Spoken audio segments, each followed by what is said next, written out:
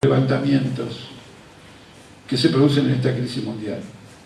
Bueno, no lo mencioné en parte para compactar un poco también el discurso y detenernos en la evolución de esas revoluciones.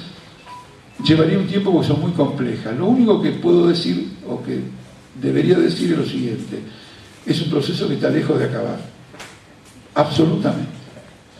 Está tropezando con innumerables contradicciones, pero es una tendencia ascendente.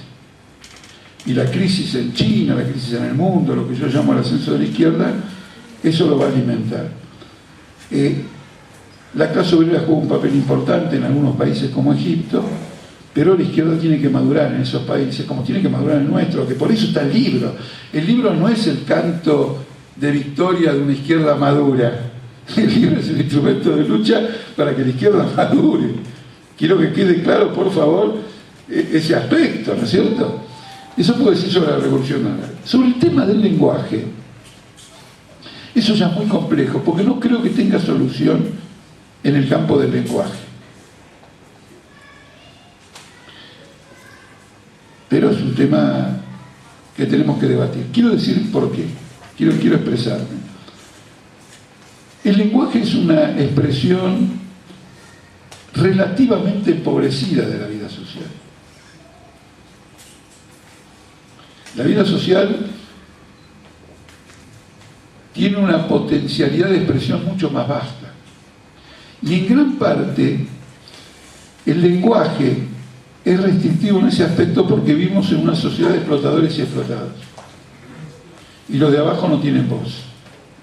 Ustedes dejen que los 1.400 millones de chinos hablen, que los 40 millones de argentinos hablemos, que los 25 millones de chinos venezolanos hablen. Ah, qué lástima no vivir en esa época. Que si ya no nos va a tocar vivir en esa época. Va a haber una plasticidad del lenguaje, porque el lenguaje va a reflejar una vida social más plástica. ¿No es cierto? Las emociones. Las emociones juegan un lugar secundario en la vida oficial social. Imaginen una sociedad en la que las emociones jueguen el papel principal. Los principales protagonistas de la vida política del país son unos corruptos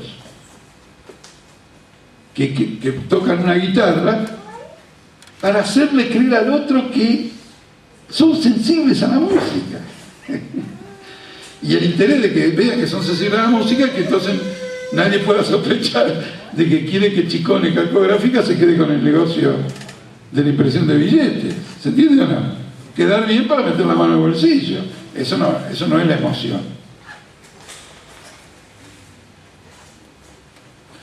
Entonces, la izquierda solamente puede resolver este tema uniendo el lenguaje con la acción. De modo que el pueblo asocia un lenguaje con una acción. Les quiero contar una experiencia personal.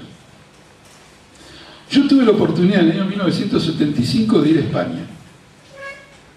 Y fui a Barcelona, donde a raíz de un dolor de muelas que recuerdo hasta hoy, y fue en 1975, fue una tortura. Pero en los 2 o 3 días que estuve en Barcelona, me entero que va a haber un acto de la Federación Anarquista Ibérica en un cerro que se llama Montjuïc, bueno, algo parecido. Muy bien, el punto no era que iba a haber ese acto, el punto era que iba a hablar Federica Montseny. Y Federica Montseny había participado del gobierno del Frente Popular en la Guerra Civil Española. Yo dije, la voy a escuchar hoy porque es mi última oportunidad. Quiero ver a Federica Montseny y quiero ver cómo habla. Entonces había una lista de oradores, fui al acto. Pocas veces en mi vida un acto público para mí fue más chino que ese. Era España, hablaban castellano, pero los discursos de los oradores eran de una pesadez, de rimbombante, una cosa absolutamente insoportable. Parecía más el New Age que un acto político. fastidiado, de golpe me iluminé. Porque me di cuenta que era el discurso histórico del anarquismo. Que los anarquistas siempre habían hablado de esa manera. No eran ellos, estos de acá. Siempre. Acá en la Argentina, la Fora, me vinieron todas las memorias de las cosas que había leído sobre los anarquistas, que en la historia del movimiento obrero jugaron un papel muy importante. Entonces, ¿qué caracterizaba? Porque el individuo, si no se regenera y no encuentra el valor de sí para luchar, no puede... Y así, era un plomo bárbaro para mí Argentina. Pero de golpe me acordé que estos eran los textos anarquistas. Ahora bien, la clase obrera española fue ganada enteramente al anarquismo. Enteramente al anarquismo. En la guerra civil. Cuando se produjo la guerra civil, la clase obrera española y los campesinos, ustedes lo ven en la película, ¿cómo se llama la película? Guerra y Libertad. Eran todos anarquistas. Le voy a decir más, los únicos comunistas que hubo en la historia de la humanidad fueron los españoles. Los obreros rusos tomaron el poder porque no soportaban más que un terrateniente los esclavizara y que la guerra matara, es decir, la matanza de la guerra. Y vieron en el partido bolchevique, que después se llamó Partido Comunista, la solución al problema de la tierra y al problema de la tierra. Los españoles no, qué guerra ni tierra. Ellos querían el comunismo ya. Y ahí donde se apoderaban de algo, abolían el dinero, abolían todo y querían vivir como se vive como un comunista en el ideal de ellos. Eran ideológicamente, digamos, más ganados a una causa comunista que los propios comunistas de Rusia. ¿Se entiende o no? Y eran anarquistas. Entonces yo me di cuenta de lo siguiente. Un anarquista con este discurso individualista iba a Andalucía, donde los campesinos peleaban con los terratenientes. Los organizaba y les decía, nos tenemos que armar para terminar con estos terratenientes, porque, y para eso tenemos que hacer la regeneración individual, y bi, bu, ba. Y entonces uno hablaba con un obrero, regeneración individual quiere decir guerra civil contra los terratenientes. Lo estoy simplificando. Adhirieron, incorporaron el lenguaje a una experiencia. Y tenía ese significado. El lenguaje era el lenguaje de esa experiencia. Entonces los dirigentes, los cuadros, los activistas, Frente de Izquierda, Partido Obrero, tienen que hablar de la forma más clara posible y hacerse identificar con ese lenguaje. De modo que la gente diga, ¿izquierda? No, bueno, izquierda es el Frente de Izquierda. No, no vas a comparar, no puede ser, etcétera, etcétera. Porque en la acción, es decir, tenemos que imponer nuestras palabras por medio de una unidad del lenguaje y de la acción. Porque por más esfuerzo que hagamos en la propaganda, un libro, un artículo, siempre va a ser lectura de una minoría, ese no puede ser el cambio. Para que tenga un fuerte impacto, la conducta militante tiene que ir junto con el problema del lenguaje. Y entonces ahora quiero ir al punto final que me es muy caro, y es el siguiente. La crisis de representación es un fenómeno enteramente burgués.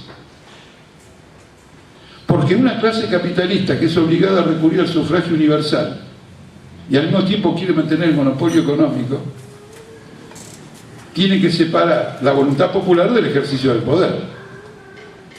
Porque si no la separa, gobiernan los que votan y no gobiernan los que tienen el poder económico.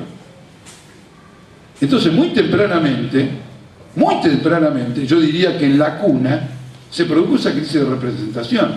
El día que degollaron a Robespierre y la democracia burguesa tenía nada más que 3 años, se terminó la democracia en el mundo.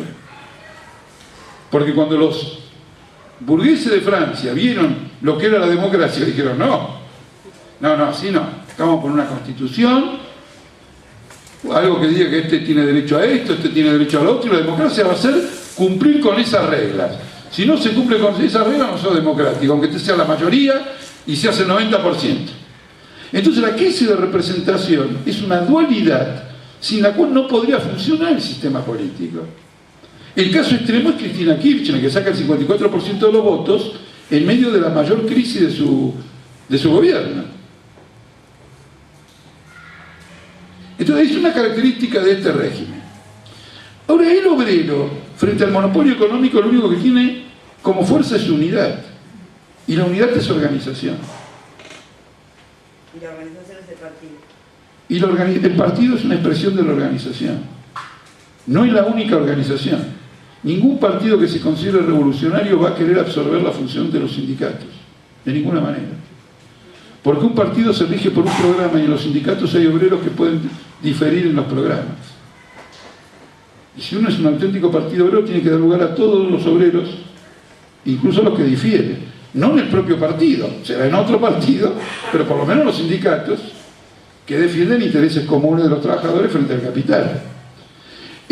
La organización es fundamental. Ahora, ¿qué ocurre si no entendemos la crisis capitalista? No entendemos el momento histórico, etc.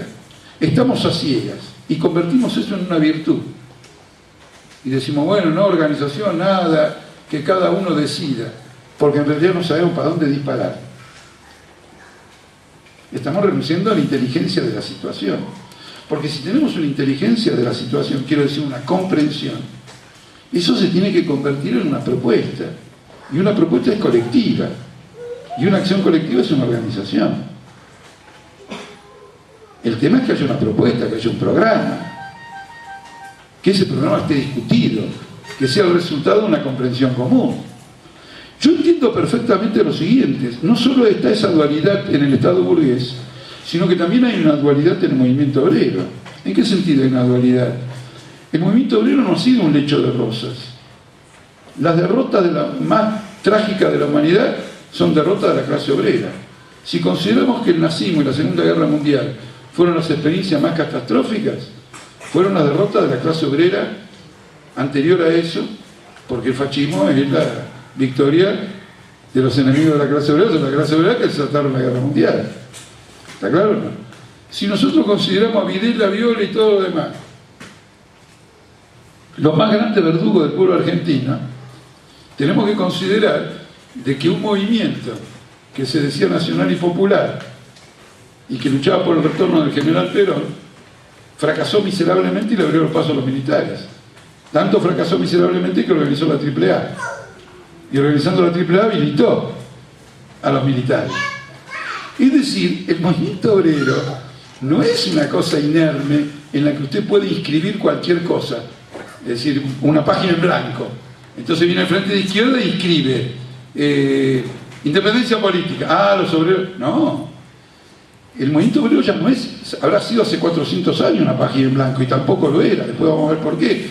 No es una página en blanco, tiene inscritas páginas dolorosas en la historia. Tiene que entenderlas, tiene que enfrentar nuevas etapas. ¿Cómo se va a hacer ese proceso si no es a través de un debate, de ideas, programas de organización? Claro, las corrientes o tendencias o grupos que no se animan o no tienen condiciones o por alguna circunstancia social o de cualquier tipo, no tienen la capacidad ni la voluntad de abordar las cosas de esta manera, agarran el camino más fácil. Bueno, muy bien, reunámonos, veamos qué queremos e improvisemos. Pero el Estado al cual combatimos no es una organización improvisada. Tiene reglas, funcionarios, rentados. Entonces, el principio de la organización emana de la necesidad de que la clase obrera se una para actuar, y eso es una cuestión muy elemental y creo que se expresa también en tantas cosas de la vida cotidiana en que nos unimos para resolver problemas y nos organizamos para resolverlos siguiendo un determinado objetivo, y esto sería una forma de organización superior.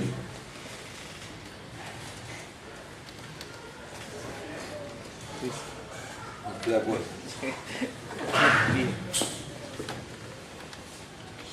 Bueno, agradecemos a todos la presencia. Invitamos a que quienes quieran recibir el semanario se pueden anotar con los chicos que están en la mesa, lo mismo que el libro, que no sé si va a alcanzar.